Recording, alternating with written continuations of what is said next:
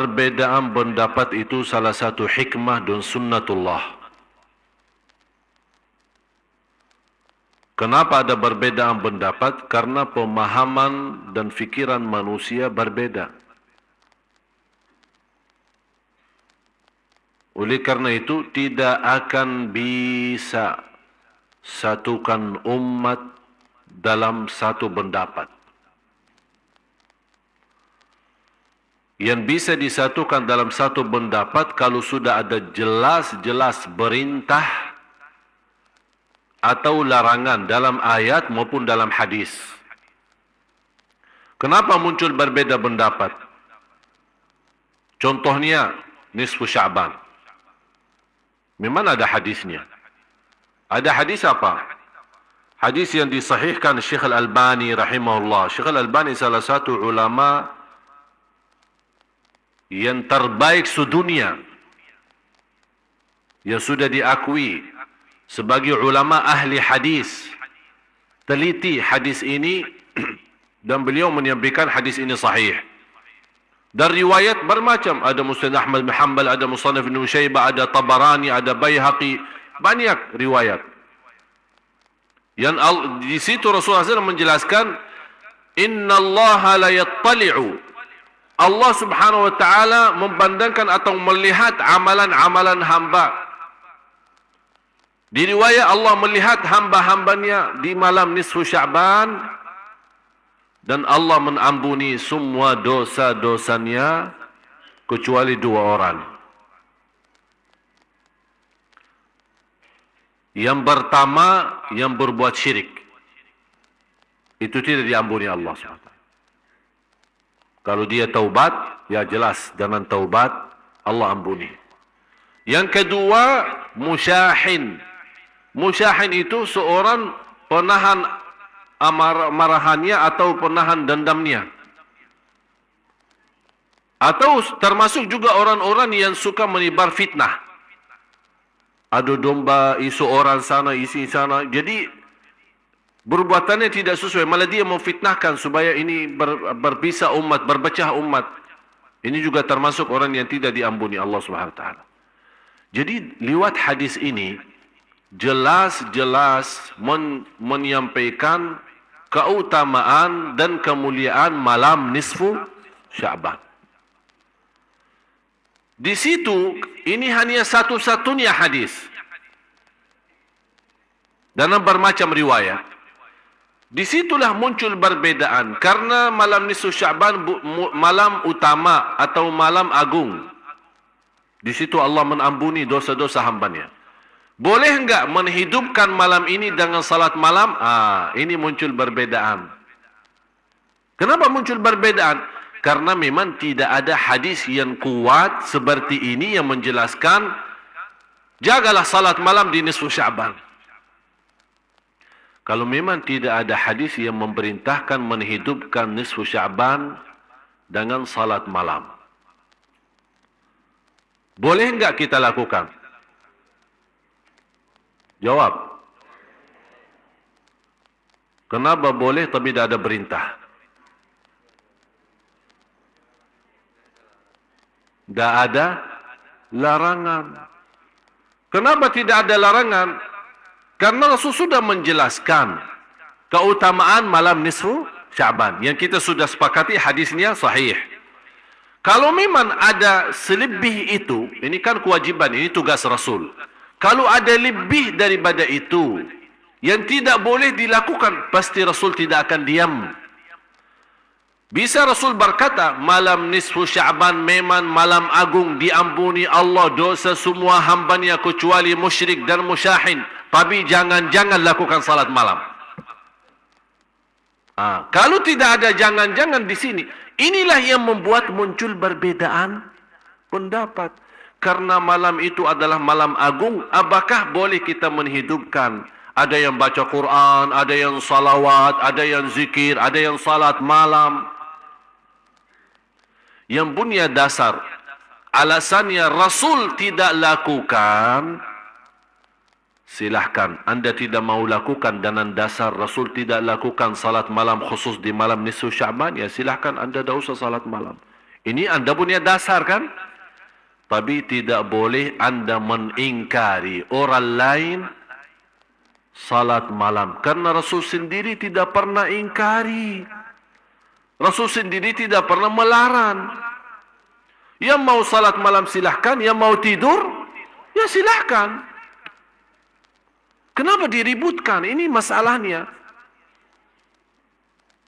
Apapun bersoalan yang belum disepakati, ini harus difahami Bapak Ibu ya. Hafal ini kalau bisa, bukan hanya difahami, dihafal.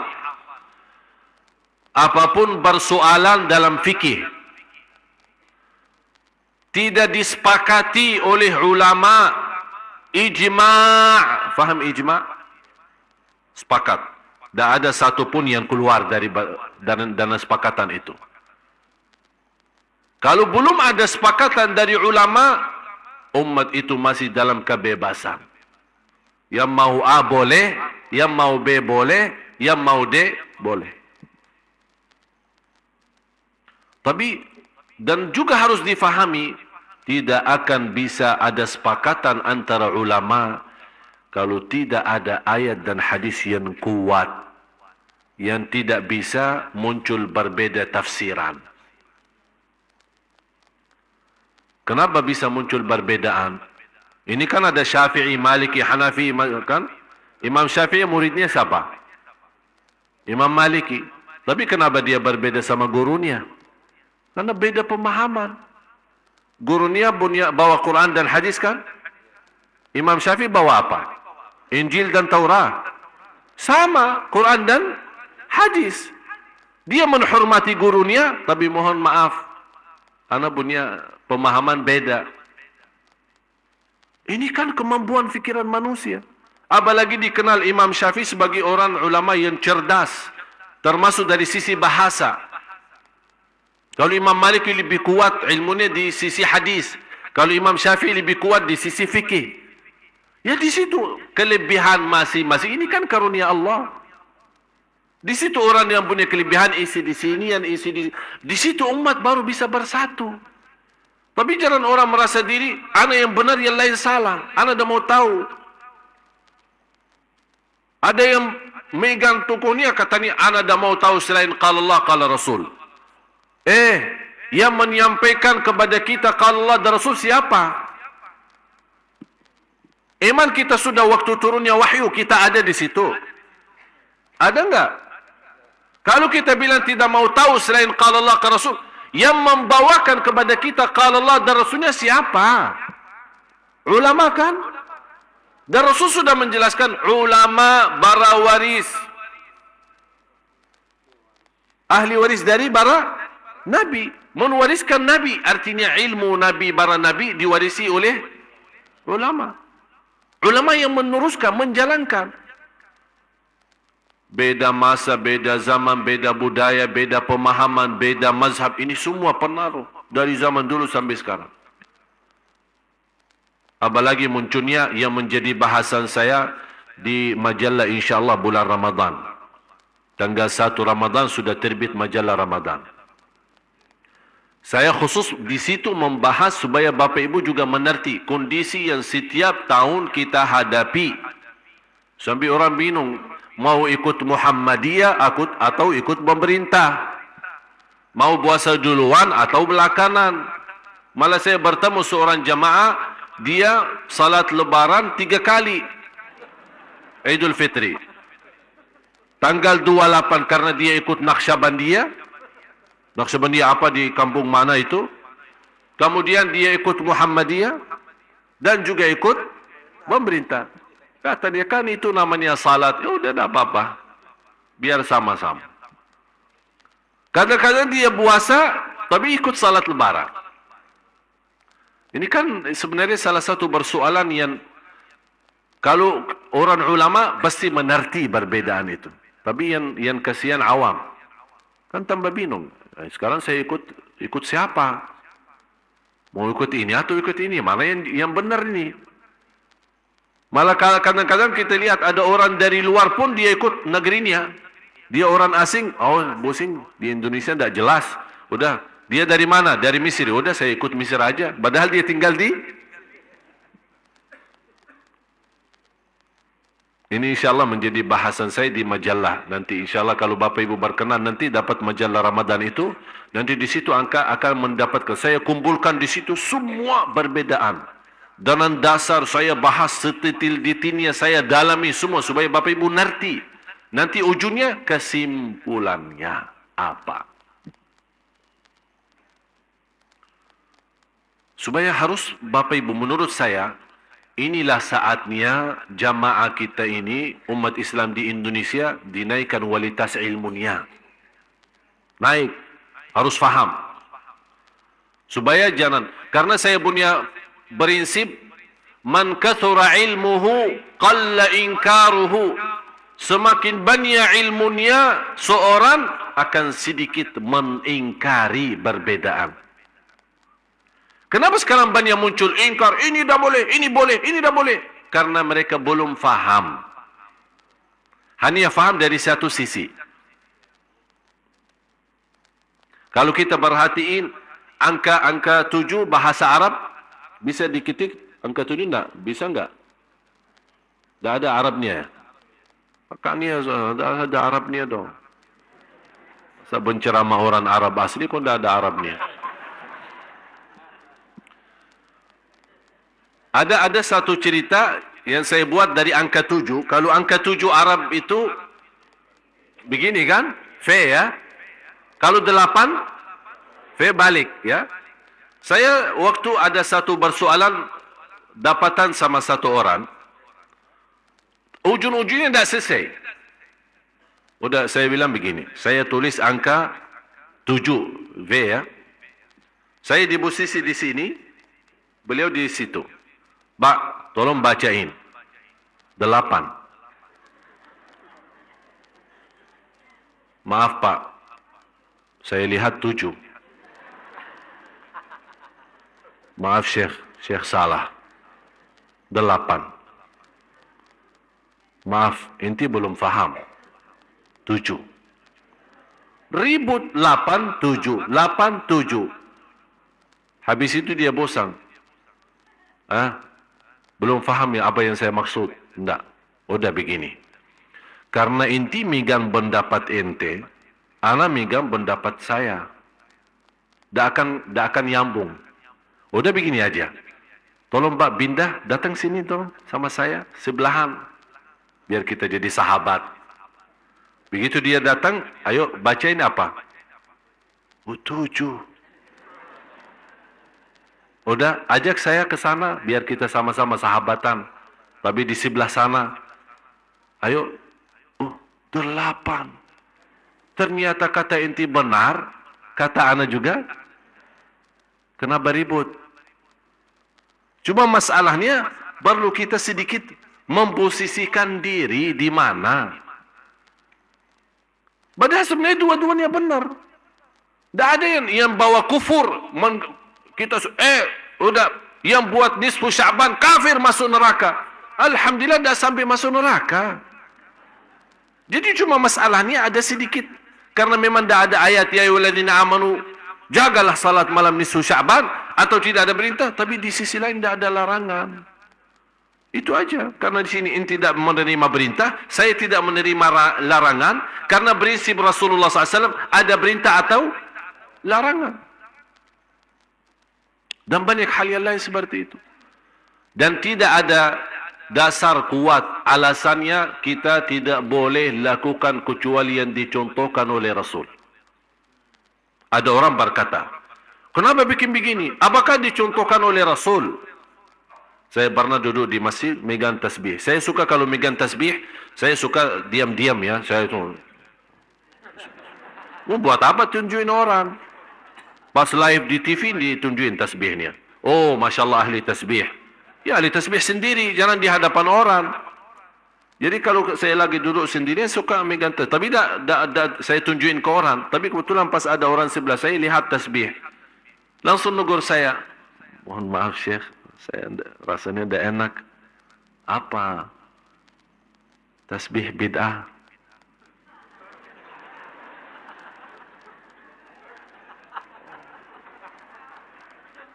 Terima kasih. Udah, saya terusin lagi. Syekh, apa? Maaf, tasbih bid'ah. Terima kasih.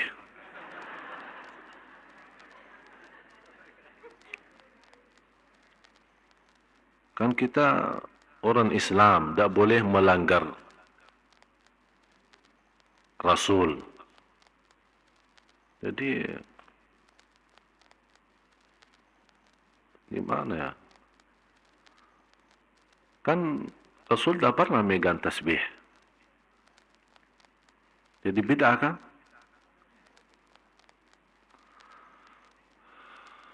Duduk. Nanti sekarang membuat konsentrasi saya hilang gara-gara. Udah, saya masukin tasbih, ayo duduk. Apa dasar kamu tasbih itu bid'ah? Saya minta dasar yang kuat. Ya ayyuhalladzina amanu, jangan megang tasbih. Itu sudah jelas, kuat. Tak boleh kita tawar-tawaran di sini kan? Sami'na? Betul. Ana minta menurut ente, seperti tadi kan 78 kan? 78. Kenapa tak boleh? Kenapa menurut ente tasbih itu bid'ah? Alasan saya, tasbih itu tidak ada di zaman Rasul.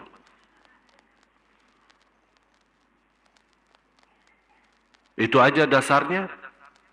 Ada kira-kira yang sesuatu, kalau ini dasar awam. Saya minta dasar ilmi, ada ilmunya gitu. Supaya saya faham, harus bisa terima. Kalau kata-kata begini tidak bisa. Ya itu dasar saya, karena tasbih tidak ada di zaman Rasul, jadi sekarang munculnya tasbih jadi bid'ah. Udah saya jawab dengan prinsip yang sama. Kamu dari kepala sampai ujung kaki bid'ah, karena kamu tidak ada di zaman Rasul.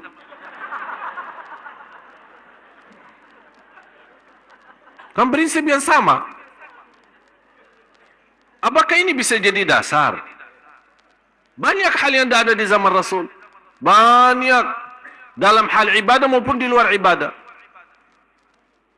Apakah kita semua menjadi bid'ah? Harus kita fahami kondisi kita Bapak Ibu. Apalagi perbedaan mazhab, perbedaan pemahaman. Itu kita harus waspada, memahami semua. Dan soal tasbih, di zaman Rasul, kata siapa ada tasbih? Ada di zaman Rasul tasbih. Salah satu istri Rasulullah SAW bertasbih, tapi bukan tasbih yang kita kenal sekarang.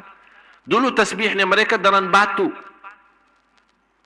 Rasul SAW melihat seorang istrinya, begitu Rasul keluar subuh, kemudian salat subuh, balik lagi. Ini di hadis Sahih Bukhari Muslim. Rasul SAW balik lagi, melihat istrinya di tempat tadi tidak berubah dan masih teruskan tasbihnya. Kata Rasul, dari tadi kamu masih berzikir? Dia lagi megang batu. Kata istrinya, ya Rasulullah. Kata Rasulullah SAW, saya setelah kamu mengucapkan 3 kali sebuah kata, kalau ditimbang di sisi Allah jauh lebih berat 3 kali yang saya ucapkan daripada sepanjang kamu duduk baca zikir itu. Subhanallah wa bihamdih adada khalqih wa ridha nafsih wa zinata arshih wa midada kalimatih. 3 kali. Ulama mengambil dari hadis ini, Rasul menegur istrinya soal zikir. Memberikan zikir yang simple, yang sederhana, tapi pahalanya lebih besar daripada sepanjang dari subuh sampai terbit matahari. Tapi Rasul tidak membahas soal batu yang dimegang sama istrinya. Ulama mengambil kesimpulan, Imam San'ani, salah satu ulama Ahlus Sunnah yang besar di Yaman, beliau menyampaikan, karena Rasul tidak mengingkari memegang batu dengan zikir dengan batu, tidak ada perbedaan dengan batu yang tertumbah sama batu yang tersusun. Batu yang tertumbah sama batu yang dimaksud ya tasbih. Yang sekarang kita namakan tasbih. Katanya Rasul kalau berzikir tidak pernah megang tasbih, beliau bertasbih dengan tangan. Sekarang bertanya saya, ya Allah pusing kadang-kadang. Bertanya saya, yang sekarang bertasbih dengan tasbih, dia baki tangan atau baki kaki? Baki tangan atau baki kaki? Katanya Rasul kalau bertasbih dengan tangan. Terus yang lagi memegang tasbih baki apa? Baki tangan juga. Apa bedanya baki tangan dengan jari sendiri atau baki tangan dengan tasbih? Bedanya apa? Tolong kasih tahu bedanya apa? Ya kecuali kalau ada orang bertasbih dengan kaki, baru kita bilang oh maaf, Rasul kalau bertasbih baki tangan. Terlalu apa namanya? Lebay ya.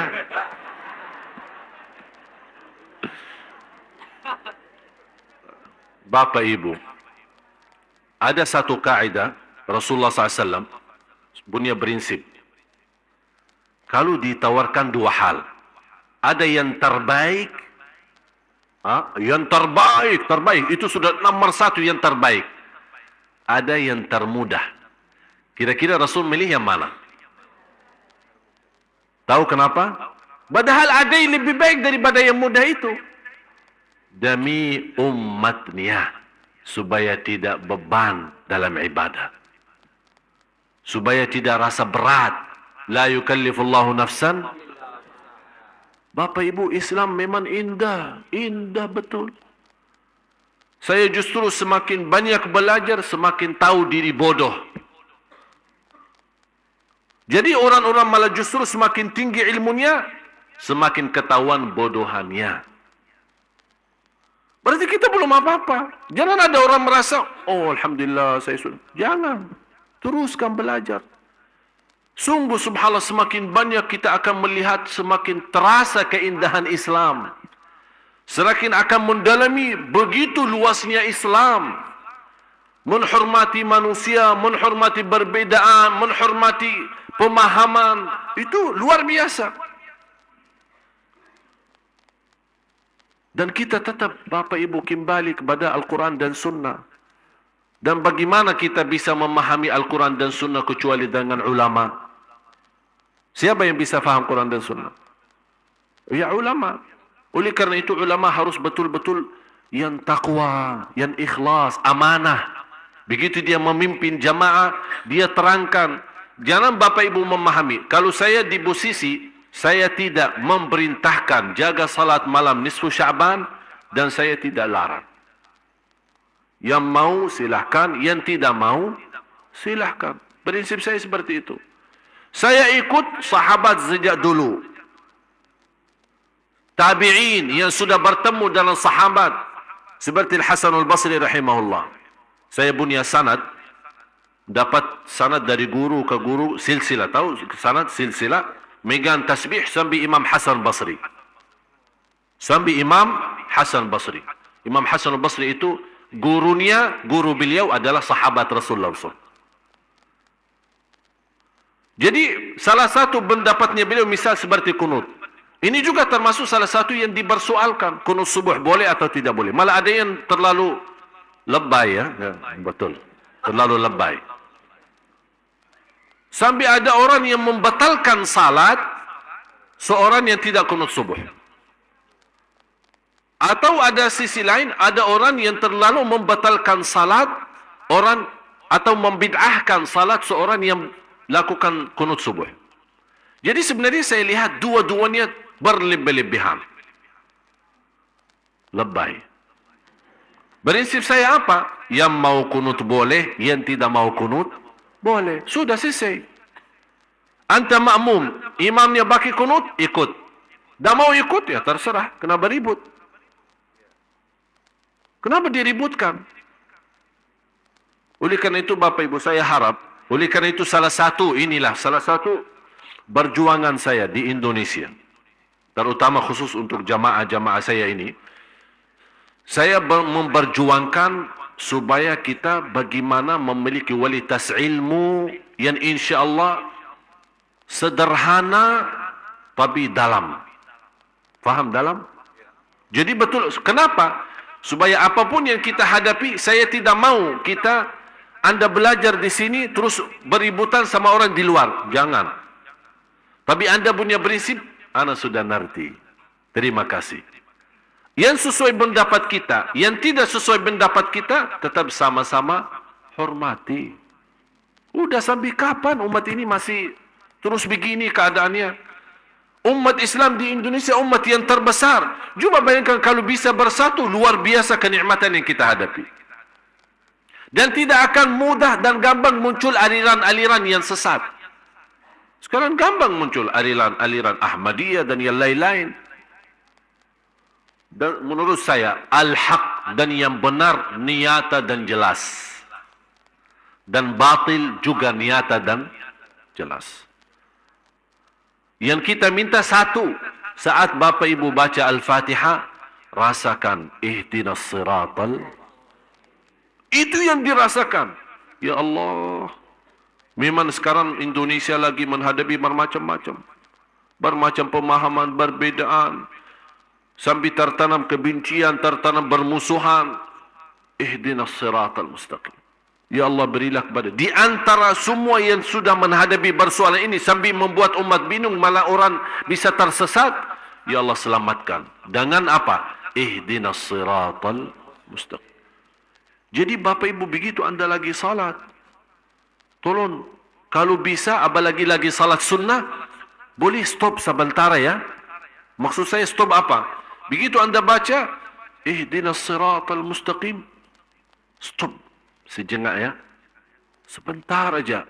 Rasakan, hayati. Supaya di dalam salat kita bisa betul termasuk kita bukan hanya salat biasa, tapi isi daripada salat bermunajat, memohon. Ya Allah, umat ini sudah berantakan, saling menyesatkan, saling membidahkan. Ya Allah, ihdinas siratal mustaqim. Ya Allah, saya tidak mau menjadi orang tersesat, tidak mau jadi orang hati hitam gara-gara perbedaan. Silahkan ada perbedaan, tapi jangan ada perbedaan hati. Hati ini harus terjaga. Yang kita sudah tahu, seorang yang jaga hatinya, jaga perasaannya sama orang lain, Allah masukkan dia surga. Ini amalan yang begitu luar biasa. Oleh karena itu sekali lagi Bapak Ibu, apa soalan-soalan yang kita merasa tidak nyaman dalam hati kita, supaya tidak menimbulkan hal perbedaan, apalagi kita belum mengerti, silahkan ajukan pertanyaan. Alhamdulillah sekarang mudah, lewat SMS bisa, lewat Facebook bisa, lewat Twitter bisa. Kita melayani jemaah semaksimal mungkin, semampu saya, insya-Allah kita. Yang penting kita harap ini ihdinas siratal mustaqim. Malah saya ada satu program insya-Allah yang akan digerakkan di habis bulan Ramadan dalam judul ihdinas siratal mustaqim. Di bawahnya saya memimpin umat, ayo kita sama-sama menuju siratal mustaqim. Karena kita harap ridha Allah. Sayang sekali kalau kita beribadah dan kita merasa diri benar dan suka menyalahkan orang lain, ternyata kita yang jadi salah. Walaupun ibadah kita benar, tapi karena perasaan kita terhadap orang lain menyalahkan ibadahnya, seolah kita di posisi Tuhan. Siapa yang benar, siapa yang salah. Kita hamba, bukan Tuhan. Masalah ibadah benar atau salah urusannya sama Allah. Bisa orang salah ibadah tapi niatnya baik, Allah bisa terima. Bisa orang benar ibadahnya tapi orangnya riya, tidak ikhlas, ditolak. Jadi masalahnya di sini bukan masalah kita yang benar atau tidak, masalahnya petunjuk, taufik. Ini kuncinya, taufik dari Allah. Itu yang kita selalu jaga. Oleh karena itu mari kita sama-sama berdoa. Minta betul-betul bersama, buka hati, tunjukkan hajat dan kemiskinan kita kepada Allah Subhanahu wa taala lewat doa. Kita harap kunci taufik malam ini, insya-Allah Bapak Ibu semua mendapatkan kunci taufik. Kalau kita bisa dapat kunci taufik, subhanallah, semuanya lancar. dunia lancar. Ini taufik tidak bisa terikat dalam hal ibadah saja. Dalam rumah tangga memerlukan taufik, dalam urusan dunia memerlukan taufik, dalam belajar perlu taufik. Dalam perjalanan menuju ke rumah, pulang ke rumah, datang dari rumah, ini memerlukan taufik. Supaya tidak salah jalan, tidak nyasar, tidak apa. Ini semua akan perlu taufik. Itu yang dimaksud hidayah yang tertinggi, yang diharapkan oleh semua orang, termasuk ulama, para awliya, para salihin, adalah hidayah taufik. Yang dimaksud dalam firman Allah, ihdinas siratal mustaqim. Nabi kita, Nabi SAW, memohon itu. Ihdinas siratal mustaqim. Oleh karena itu, sekali lagi, kita bersama-sama doa. Dan semua yang ke depan, Bapak Ibu, yang berminat, berkenan, membantu dakwah kami, saya menyampaikan ribuan terima kasih. Bukan saya senang karena Anda membantu dakwah, tapi saya yakin Anda nanti akan rasakan senangnya, karena Alhamdulillah dakwah kami betul-betul tidak ada yang salah guna. Semaksimal mungkin menjadi berguna bagi umat. Oleh karena itu, support dakwah kami. Support dengan doa. Ada masukan, ada nasihat. Kami terima, silahkan. Yang mau datang sini, mau ketemu di rumah, silahkan. Kami terbuka, lahir batin untuk semua jamaah. InsyaAllah, supaya kita yuk sama-sama, mari kita tuliskan nama kita di hadapan Allah, menjadi orang yang menyebarkan cahaya Allah di bumi. Kita tidak tahu siapa di antara kita yang meninggal hari ini atau besok. Tidak ada yang tahu. Oleh karena itu, bahagia Bapak Ibu kalau kita bisa mendapatkan nama kita di hadapan Allah. Cuba bayangkan rasanya, kebahagiaannya kalau kita di hari kiamat dipanggil, Bapak Ibu, marilah Anda terpilih menjadi orang yang memperjuangkan agama Allah. Luar biasa. Jadi tidak boleh kata kalau saya di dalam kamus saya selama di Indonesia, tidak ada kata tidak bisa. Dan saya yakin semuanya Bapak Ibu bisa. Ada yang bisa dengan merasa tidak punya ilmu banyak, tapi insya Allah dengan rezeki yang ada dia bisa. Dengan ucapan yang baik dia bisa. Dengan doa dia bisa. Dengan hati yang ikhlas dia bisa. Dan semua saya yakin semuanya bisa. Masing-masing punya kelebihan. Saya tidak minta semuanya, tapi lebih baik banyak ikhlas daripada sedikit tidak ikhlas. Betul ya? Mari sama-sama kita berdoa.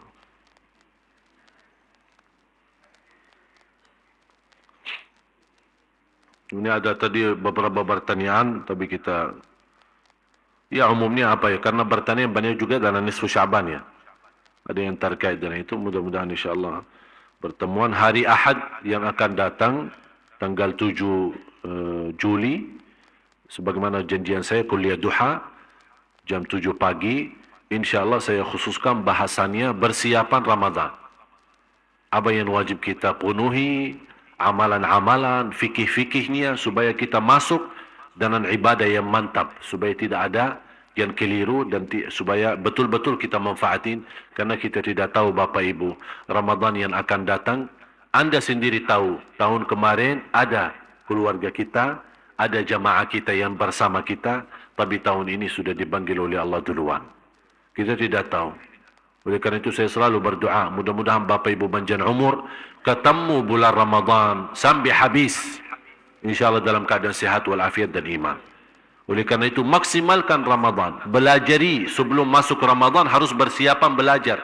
InsyaAllah kuliah duha hari Ahad, tanggal 7 Juli, khusus saya membahas soal Ramadan, supaya InsyaAllah kita bisa menyampaikan hajat-hajat kita, supaya Ramadan kita menjadi insyaAllah lebih baik daripada yang lain. Dan khusus untuk ibu, mohon maaf saya tadi lupa nama ibunya, Ibu Eni ya. Ini ada seorang jamaah yang sebenarnya beliau aktif dari Bogor. Beliau aktif sekali datang ke masjid ini, tapi tiba-tiba karena stroke, jadi kasihan beliau, tidak sampai saya telefon beliau, nangisnya luar biasa. Jadi kita doakan beliau semoga Allah sembuhkan, Allah hitungkan. Dan kelebihan orang sakit satu, semua amalan ibadah selama dia sehat, karena dia tidak bisa laksanakan dalam kondisi sakit, Allah tuliskan ibadahnya sempurna. Kata ulama dari hadis Qudsi, "Uktubu li'abdi ma kana yuqimuhu sahihan salima." Begitu hamba Allah yang sakit, dia tidak bisa laksanakan salat malam karena sakit, dia tidak bisa ikut majlis ta'lim karena sakit, atau apa alasan yang lain.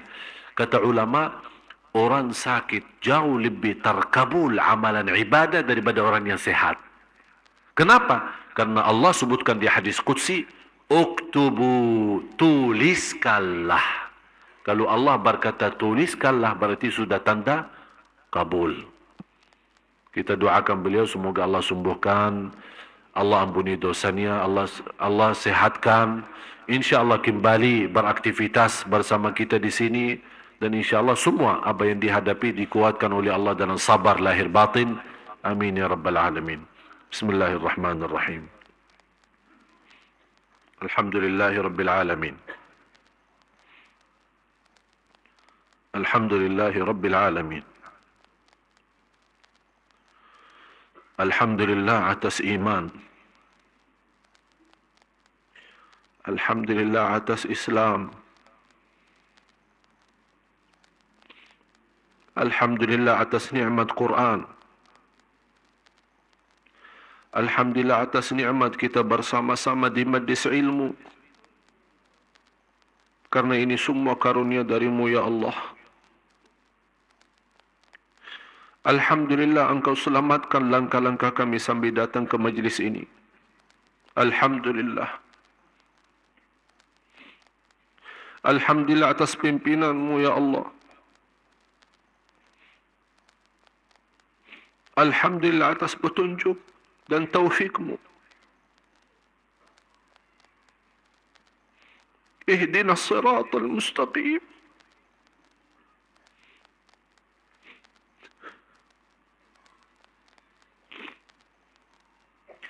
Ihdinas siratal mustaqim.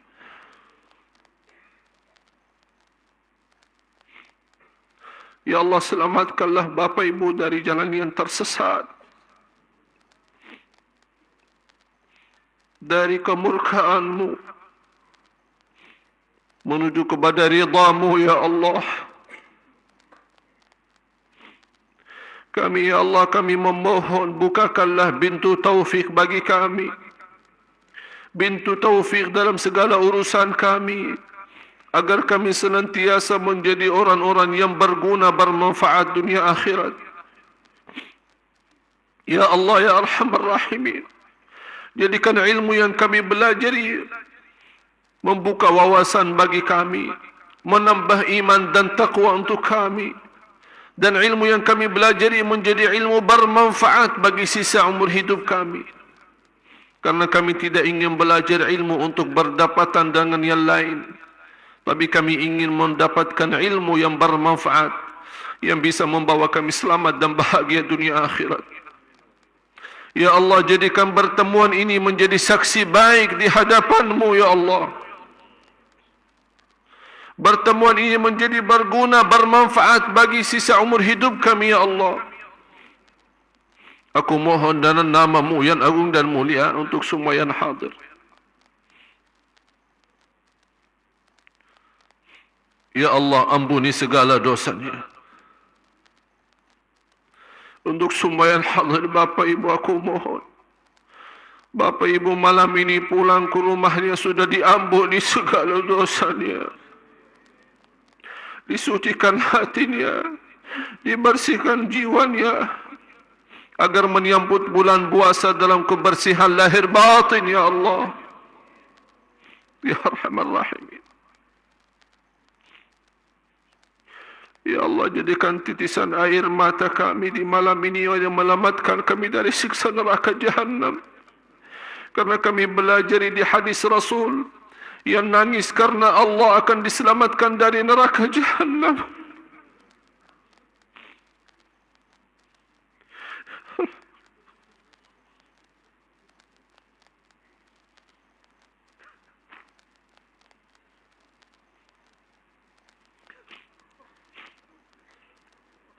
Ya Allah, kami memohon kepadamu ya Allah, segala kemudahan lahir batin agar kami menjadi ahli ibadah, menjadi ahli syukur, menjadi ahli sabar, agar sama-sama kita mendapatkan ridha-Mu ya Allah, ya Arhamar Rahimin. Maafkan ya Allah, maafkan kami atas kekurangan kami.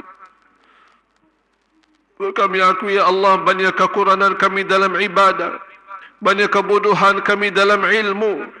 Ya Allah, kami mohon, berikan kepada kami petunjuk kepada jalan yang lurus. Tambahkan wawasan ilmu kami agar kami mendapatkan ilmu yang bermanfaat, diikuti dengan amalun salih yang diterima ya Allah.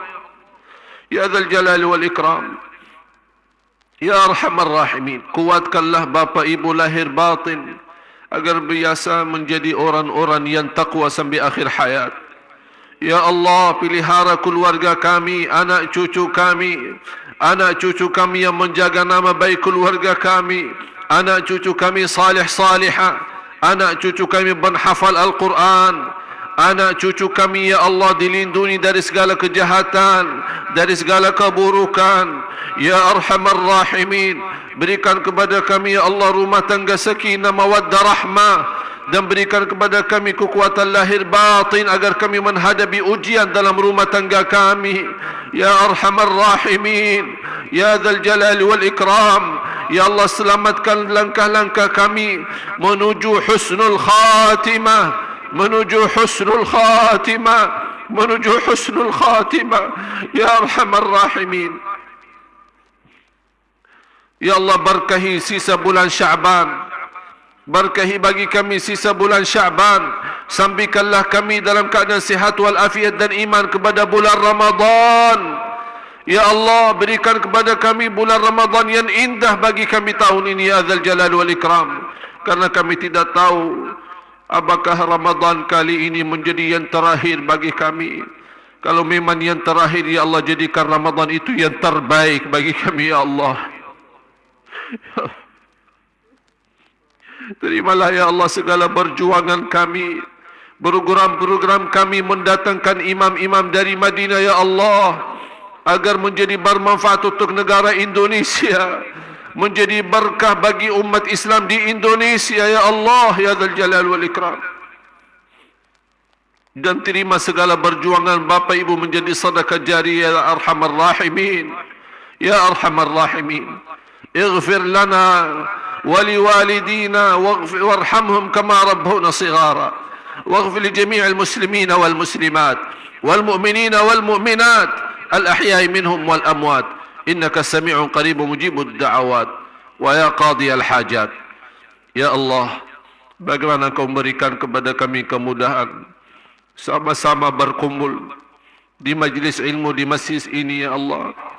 Ya Allah,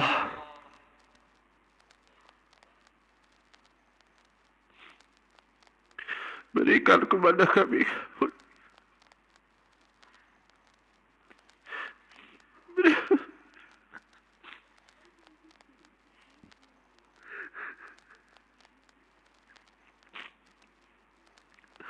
berikan kepada kami kemuliaan. Jumpa lagi di surga-Mu ya Allah. Jumpa lagi di surga-Mu ya Allah. Tidak ada di antara bapa ibu yang terpisah masuk neraka. Kami ingin berkumpul kembali di dalam surga-Mu ya Allah, ya Arhamar Rahimin. ربنا تقبل منا إنك أنت السميع العليم وتب علينا إنك أنت التواب الرحيم. ربنا آتنا في الدنيا حسنة وفي الآخرة حسنة وقنا عذاب النار. وصلى الله على سيدنا محمد وعلى آله وصحبه وبارك وسلم. وآخر دعوانا أن الحمد لله رب العالمين.